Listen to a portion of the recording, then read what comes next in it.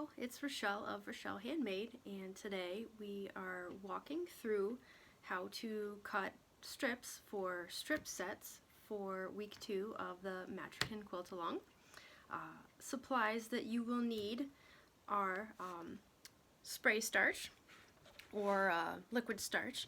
The kind that I use is Stay Flow, and it comes in a jug like this. I think I got it at like big box store for like $1.25.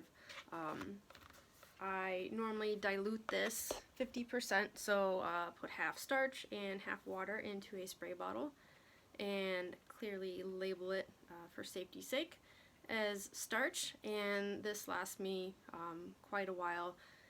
All you have to do every time you use it is it settles on the bottom, so you just turn it upside down, shake it, or shake the bottle every time you use it. This is what I use when I'm doing just general quilts. Strip sets tend to warp when you sew them together along the long length of it, with this edge being it's a little stretchy. So what you want to do is you starch it and it becomes a little paper-like, and these edges don't tend to warp and flex as much when you put starch in it beforehand. So that's one key thing to do with general quilting cottons. When you're using batiks, you can use spray starch. Batiks are just by nature a little bit thicker and heavier, and they don't need starch as much. They already have a paper-like feel to them, most of them do, but depends on what you're doing in general. If you're doing paper piecing, foundation paper piecing, you can use what I do is I use a spray starch, a heavy hold spray starch, or I use my liquid starch, and I don't dilute it. I just use a smaller spray bottle or an empty bottle, and don't dilute that as much. Just I like the feel when I'm doing the paper piecing to have it more as a paper than a piece of fabric when I'm paper piecing. So starch your fabrics is just my suggestion. If you don't want to, that's fine. You just have to be a little bit more careful with your strips as you're handling them and sewing them together. For cutting your strips, what I do is, here's an example of using an old template of mine. What I do is I put a piece of paper in the back of it so you could see my lines. First I either take a just regular dry erase marker, and for this example I'm using, I have a quilt that has 1.5 inch, 3.5 inch, 2.5 inch, and 4 inch strips. And I like to, so this represents one color that I need to cut, so I'll label my post-it note with an arrow to the 1.5 inch line, and you need to cut 10 yellow, for example. And then what I also like to do is I take my dry erase marker, and along the length of it I just mark along notches along the 1.5 inch line, so I can just refer to that for all my yellow pieces. And then when I go to cut my, my 7 2.5 inch pieces, I can erase this, for example, if I want to. You have to test this out beforehand, trust me. Test this out on your template in a inconspicuous area before you actually go marking up your template like this. Then I can take this off. I've already cut all my 1.5 inch strips, so I could just take this and put it on my fabric pile if I want to. And from there I cut my 2.5 inch, my 7 2.5 inch strips along this line here, along this length. So it's a quick and easy way to not forget what you're working on. You have your color coded post-it notes, or your dry erase marker, or you can even use another inexpensive thing you can use is washi tape. Comes off really clean and easy, and you can write on it, and it doesn't come off with any, comes off with no residue. So you can keep going and do your 12 or 15 3.5 inch strips and your 24-inch strips. And when you're done, sorry, I didn't mean to give you a naughty finger gesture there. You just wipe it off. I might have to use a little bit of soap and water, but it'll come right off, and you'll have your strips cut nice and evenly with this, using this method.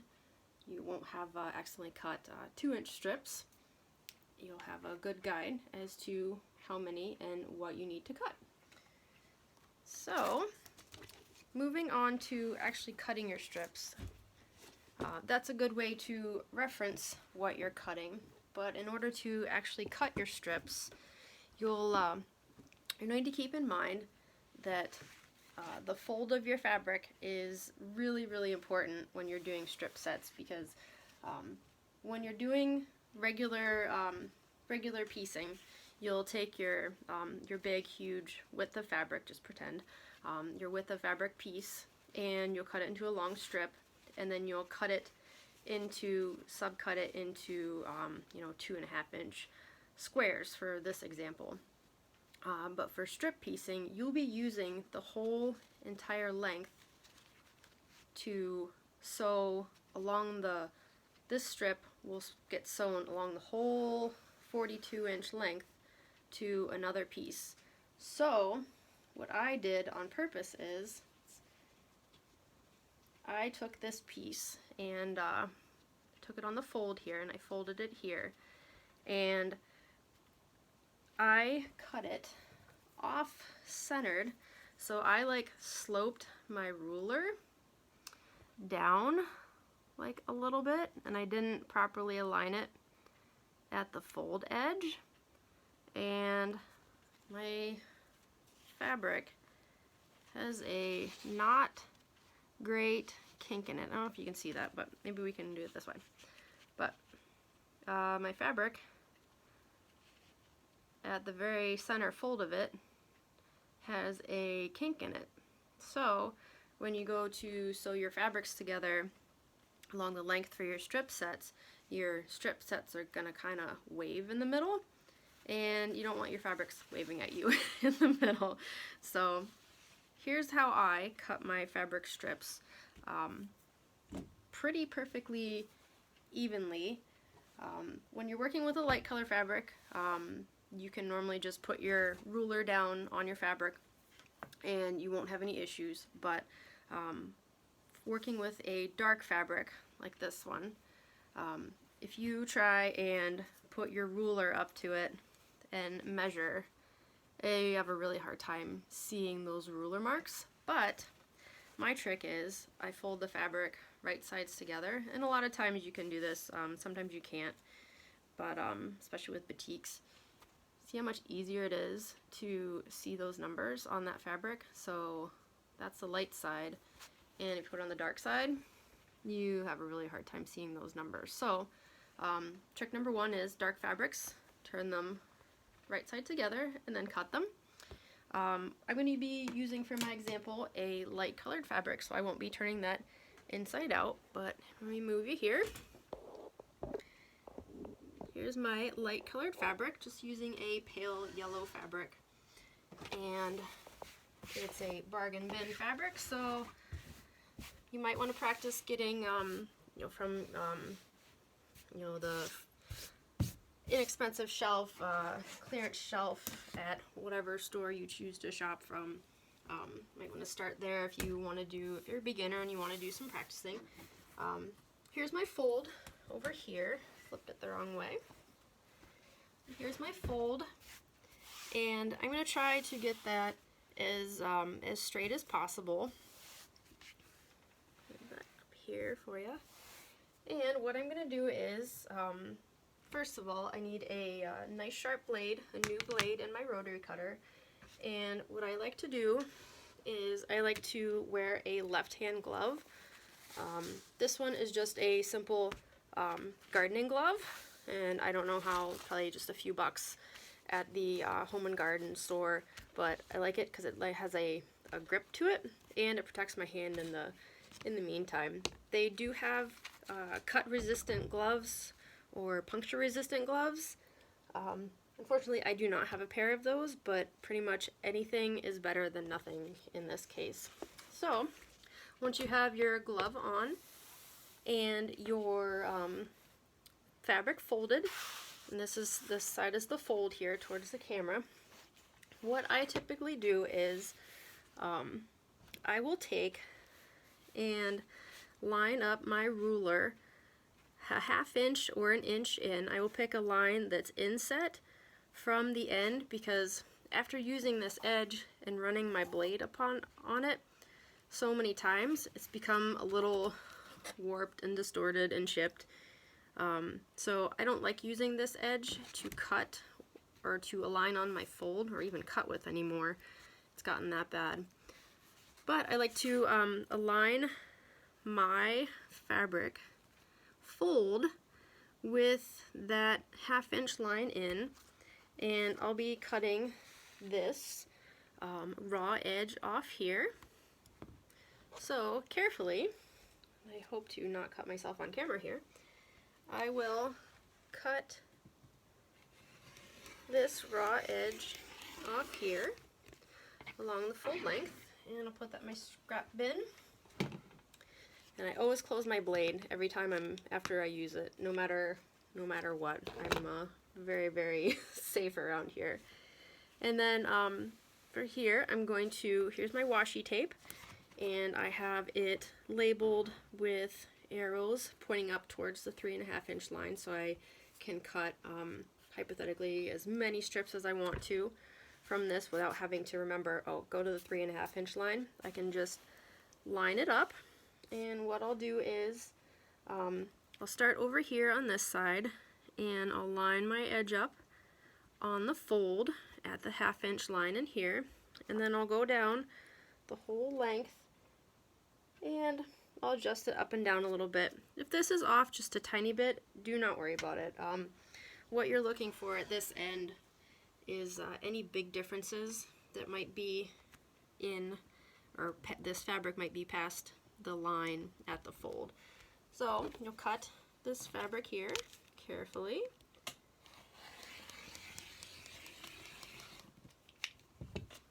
And you'll have a perfect 3.5-inch strip with no kink at the fold. See how nice, whoop, nice and even that is?